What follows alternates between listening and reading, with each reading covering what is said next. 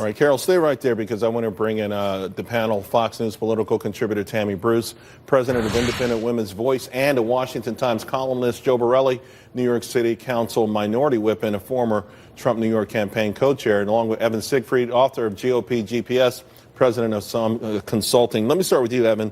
I'm listening to Carol, and I'm like, it sounds like a great platform, a reasonable platform, particularly for a city that's kind of grown faster than they anticipated, facing some serious problems, structural and also social.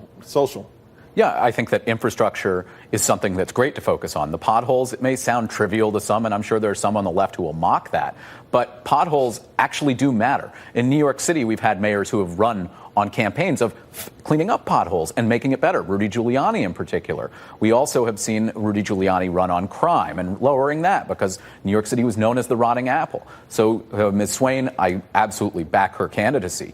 I think that she is right in that we can't have one party rule in one city or one region. I think it's better and we get better ideas when we have both parties able to contribute equally and give the best ideas and merge them together. You know, Joe, we had Mark Zuckerberg today and yesterday acknowledging, Silicon Valley, the sort of atmosphere there. And obviously it would be hostile to conservatives. It's sort of unnerving because, to Evan's point, no matter where you are in the political divide, we always used to pride ourselves as a nation of having, competing voices, loyal opposition, and not destroying the other side. And it looks like that's what the case is going to be from here on out. And the dirty secret of New York is that we actually had Republican mayors for many years in the past 2 decades. And the balance of power in New York is what made things pretty successful, keeping in mind those potholes that I'll probably get to next week.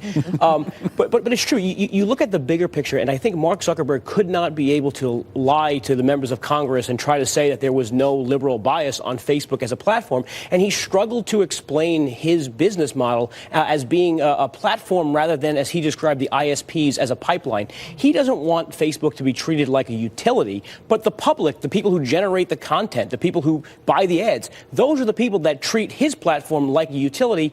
And I think that's where the direction the Congress is going. Of course, the exchange with Ted Cruz was really tough, but it was needed. I was glad he brought it up. And again, the idea that you have 20,000 like-minded folks who all have this hostility toward conservative voices means censorship. Well, it does. And the issue becomes not just in what Zuckerberg might be saying today about what he knows and what he's trying to do, but the long-term impact of that being the culture, this corporate culture in there with the things that will transcend him when he ends up going, the things that come from Facebook, the attitudes that are changed, how that bleeds out into society, what you're told is okay and what isn't. Are they trying to affect our social mindset when they say diamond and silk are a danger to the community? What does the left do with that? Do they then feel like they've been correct and that needs to be the new assignation for all conservatives?